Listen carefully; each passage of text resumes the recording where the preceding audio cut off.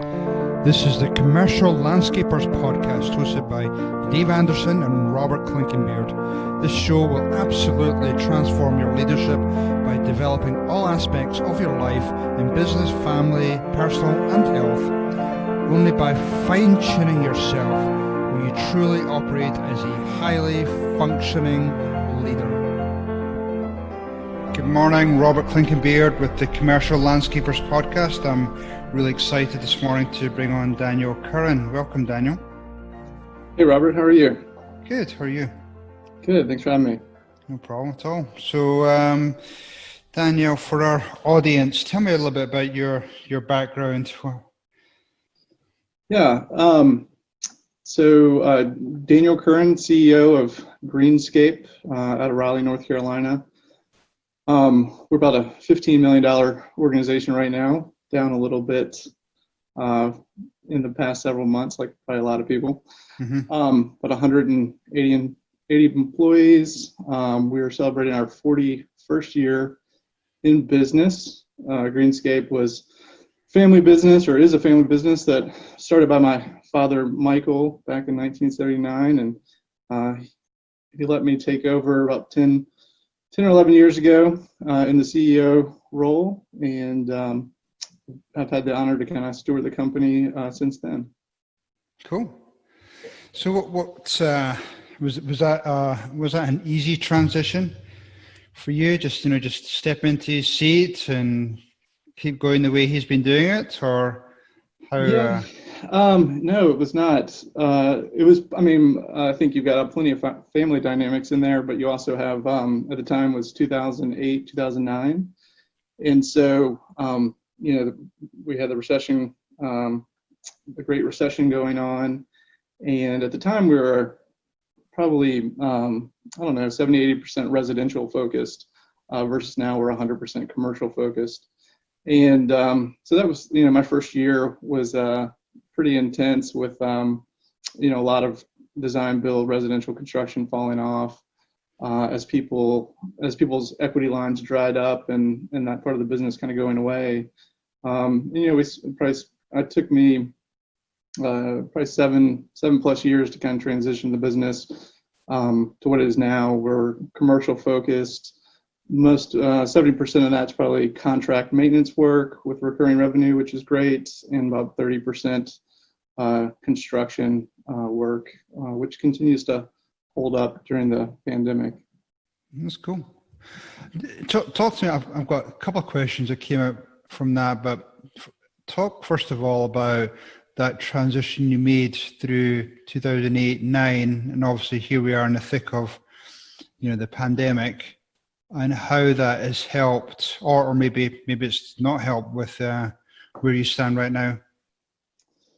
Yeah. The funny thing is, so as after that experience in 2008 and 9, and kind of really not wanting to go through that again, or be in a better position to go through that again, felt pivoting to the commercial, opportunities in the marketplace was going to be a better fit and financially be more stable. And I think what's kind of funny is if we had the same company revenue customer makeup now as we had in 2008, we'd probably be in a better position. We'd probably be having a banner year. Oh, wow. We'd be a lot smaller, but everyone who does residential I think with everyone at home, people have invested huge money in the last several months in their backyards, and since they're not taking vacations and things like that, and so we've kind of missed that opportunity. But most of our commercial customers have stayed pretty stable, have not cut services and things like that, maybe have backed down on some of the extras and things that we'd like to sell them on top of their contracts. And our really biggest hit probably was on the commercial construction side. A lot of projects got slowed down and kind of got pushed back. So middle of the year was not great for us there, but it looks like the back half of the year will be really good. And probably one of our biggest challenges right now is trying to figure out how to slam in as much revenue as we can with the opportunities that we have over the next 4 or 5 months, right. Which is it's a good problem to have, much better problem than we had in April, May. So right, yep, that's true. So talk about maybe some of the pivots that you've made over the last couple of months. You've obviously, everybody's been trying to figure out where the market's going, what changes are there. I mean, this is obviously something that nobody has experienced before. But what type of pivots have you made? Yeah, I think for us, some internal pivots we made were, as the construction kind of got slowed down, we had resources and people that typically are focused there. We were able to kind of slide them into the maintenance side of our business, partly due to the seasonality of that and everything, which is a good short-term solution, not a good long-term one. But something I learned in 2008 and 9 was, pain causes, pain for customers causes like a reason for them to make a change.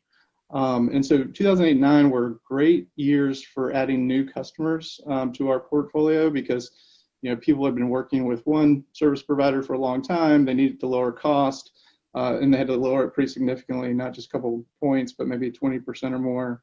And so they went kind of back out to the marketplace to figure out who could help them do that.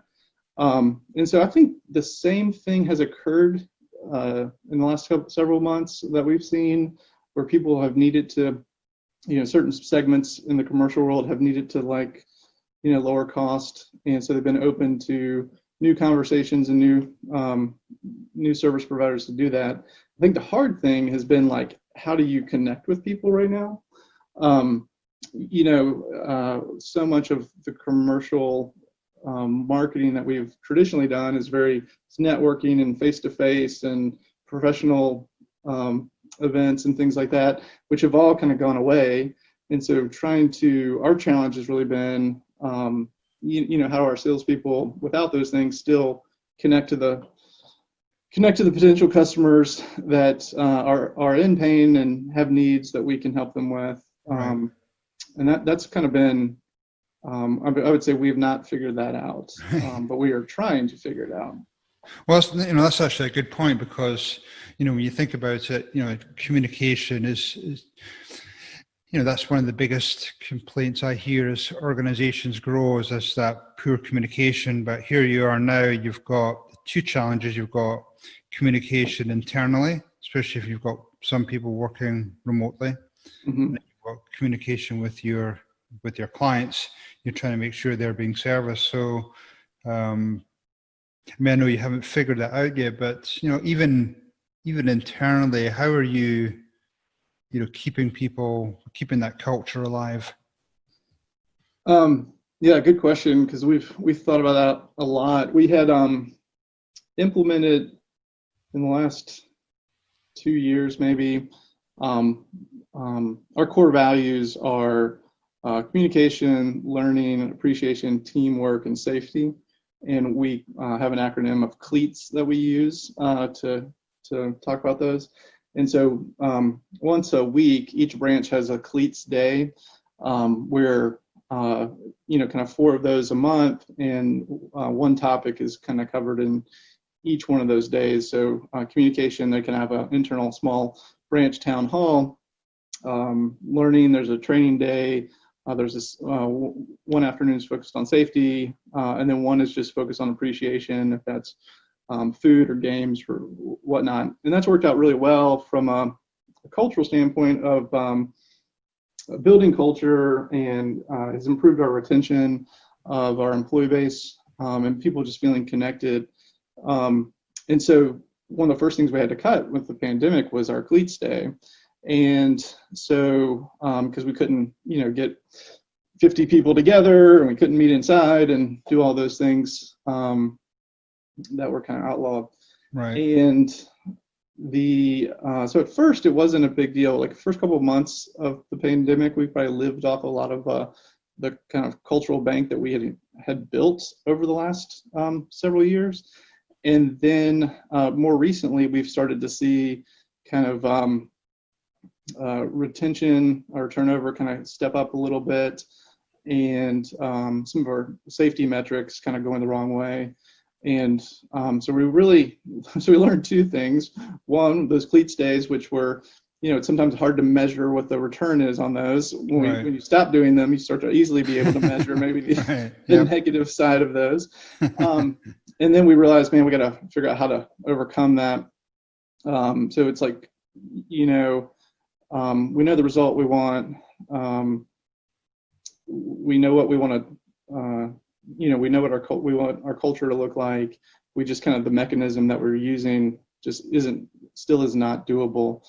So we have decided that, so we've been working through that. And so we have virtual town halls now and try to communicate with the team that way. And we've been doing those both. We've tried to make them interactive. We do breakout rooms and polls and just try to engage people versus just sit on a webinar, for 30 minutes. We have been doing cleat days in small numbers because we can do 10 people in North Carolina. So we are doing one or two, or probably two crews at a time, and just those two crews have 1 day a month now versus 4 days a month, and getting back into like, okay, we can do that now. It's way better than zero.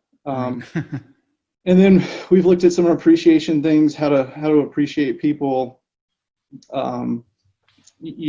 differently, with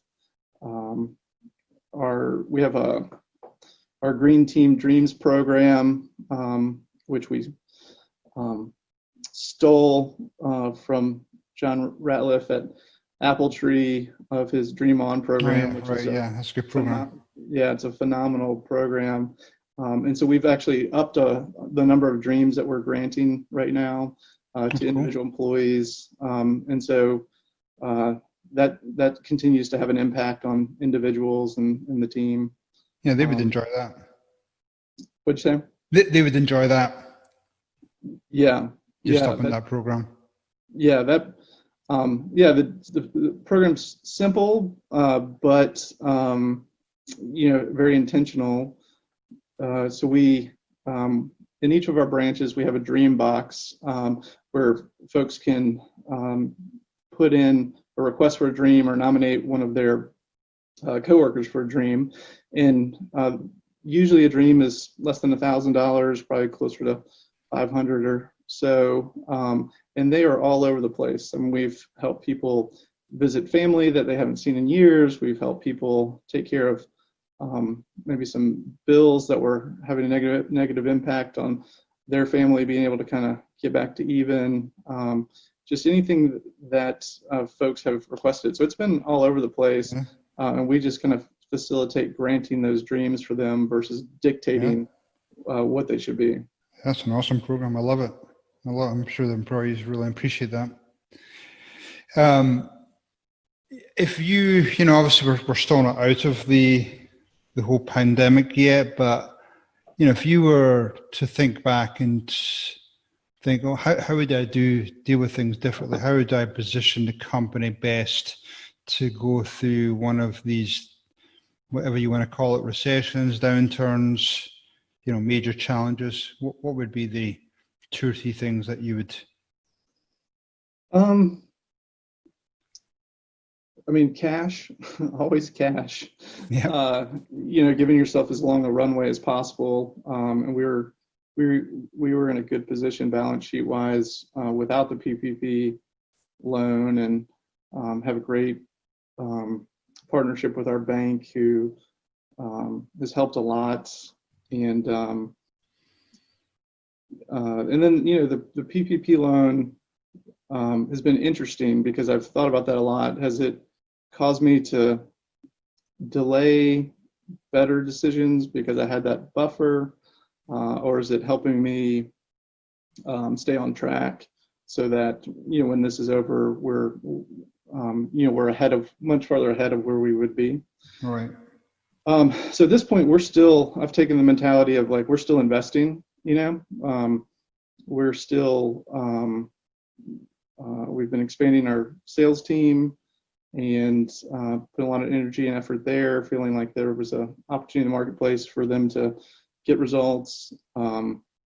We've pulled back on everything that's non-people related and tried to keep the people in place. Right.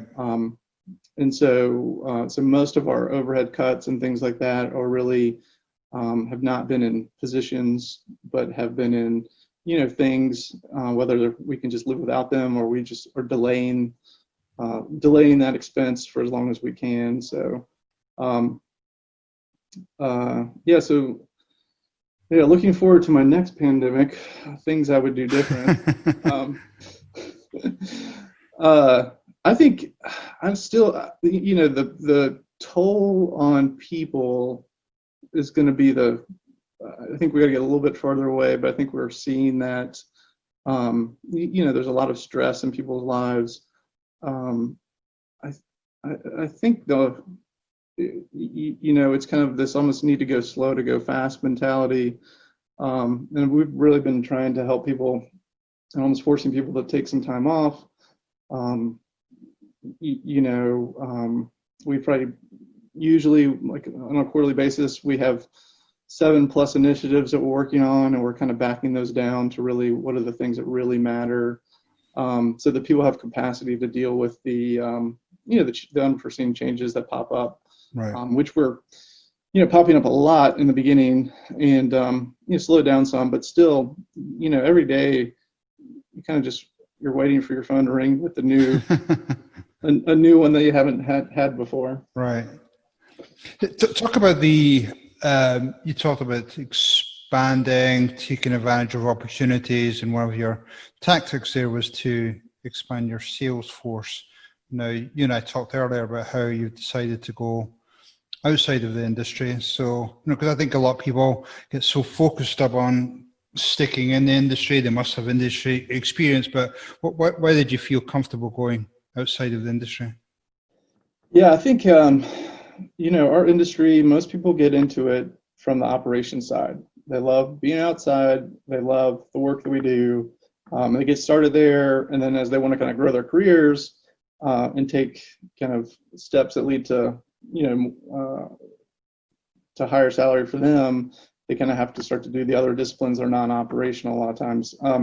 So a lot of people then move into sales. And so really our industry is probably full of some really average salespeople because we're not very good at training salespeople. Right. And no one actually, got into the industry kind of from the sales side. Typically, they got, they kind of moved into it. And so we always get the one-offs who are great performers, and we've got a couple of those guys who are from the industry and have really worked hard on developing their skill sets to be good at sales. But this time we just felt like we could probably shortcut that and look for some sales expertise outside of the industry. So what we kind of targeted on was somebody who knew our customers. Maybe they didn't know our services and products, but they knew our customers. They were familiar with the commercial space and real estate and all that. And so we found a guy that was just kind of off to the side in a different industry that was hammered by the pandemic. And so his sales were down, but nothing to do with his capabilities because he had a really good track record. And so we brought him on board. And so, we knew we could teach him landscaping, and we're hoping to learn some sales from him too. Right. Is it working out good so far? Yeah. Too early to see. No, it's not too early. He's, I think sometimes you bring on a sales guy, you say, hey, 3 months before he knows what he's doing, 6 months before he makes a sale, and a year before he can pay for himself. I think he made a sale within the first 2 months and's got a pipeline already, and he is doing great. That's awesome. So continue that theme about, looking outside the industry. I mean, you and I, we're both in EO. We have access to other business owners in different industries. We hear speakers from, all around the US, even all around the world, and it just exposes us to other trends. But talk a little bit about you, just what your view is on the landscape industry as a whole, the learning within that landscape industry, and what opportunities there are. Opportunities to improve that? Yeah. Yeah, I think I'm a big Dr. Bell follower from the Bell Leadership Institute out of Chapel Hill, and actually just recently was talking to him about selection and hiring, and he talks about, everyone needs three major skill sets: technical, commitment, and then their personality and leadership skill set. And from a hiring standpoint, the commitment one is the number one piece, and then two probably would be, or next would be the personality and leadership side of it, skills they need, and probably lastly is the technical skills. And he kind of says, when you're filling a position, you're looking for about an 80% match, and really where the gap can be the greatest probably is on the technical skill side for most jobs, because you probably have the ability to train that person on that. So if you find a person with the great commitment skills and has got the leadership skills that the job needs, even if it's down to a 70% match, you fill that gap with your internal training of that person. And I think historically our industry has been like the reverse of that. We look at the technical skills, almost needing to match up 100%, and then we probably go leadership next, and then commitment potentially maybe last. And so I think we're kind of doing that slightly backwards. But when you do it the way we've been doing it, it really points you to only a very small pool in the marketplace you can hire from. You've got to hire from within the landscape industry when people need to match up 100% on the technical skill side. But when you reverse that, you really widen the pool of applicants that you can look at, for different positions and things like that. And that's what we're trying to do, and trying to find people outside the industry that have high commitment skills, they've got the personality leadership skills needed for the position, and then at least have the aptitude for the technical side that they're gonna need to have, and we'll help them fill that gap. Right. And how successful have you been so far? I mean, have you hired people using that formula? And is that? Yeah, I think that's where, the sales guy we talked about earlier, definitely, we followed that formula with him. All the true non-operational positions, that's very easy to do on your finance and admin side of the business, on the sales side, marketing and all of that. Within the operational side, that's been, we've started looking at that more in the entry-level position. As the market has gotten really tight on labor and entry-level workers, we've just seen like we've got to decrease our emphasis on the technical skills and put the onus on training those and helping people learn those on ourselves, and look for people who are committed, want a job, can check all those boxes, can be a part of a team and work in, have a teamwork approach, and then we'll teach you the details on the technical side of the job. Right. And that's starting to have an impact. By no means do we have the labor situation figured out, but anything we can do to pull from a bigger pool, we feel like gives us a better opportunity to, to get the people that we need. Yeah, because I think some people have just been solely focused on the H2B program, and obviously every single year there seems to be challenges with that program. So yeah, and we have been big users of H2B in the past and love the idea of the program, don't love the program. This past year we've kind of dipped our toe in previous years of pulling folks out of Puerto Rico, and then this year kind of went full in on that and had a lot of success. And that's a pretty good example where a lot of the folks we're pulling don't have a huge landscape background by any means, but they are coming from a more agrarian community, and they're showing we can find people with commitment skills and people who can work on in crews, on teams, and then we're training them when they're getting here. And so that actually worked well for us early in the spring. Unfortunately, flights to Puerto Rico aren't as prevalent as they used to be. Yeah, that's true. Good point. challenging to move people around the country, but we feel confident in our ability to make that program work, and as things kind of go back to a more normal situation. Cool, awesome.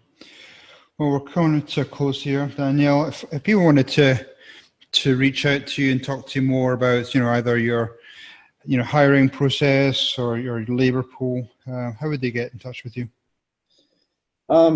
Yeah, my email is by far the best way to get in touch with me, which is just dcurrin@greenscapeinc.com.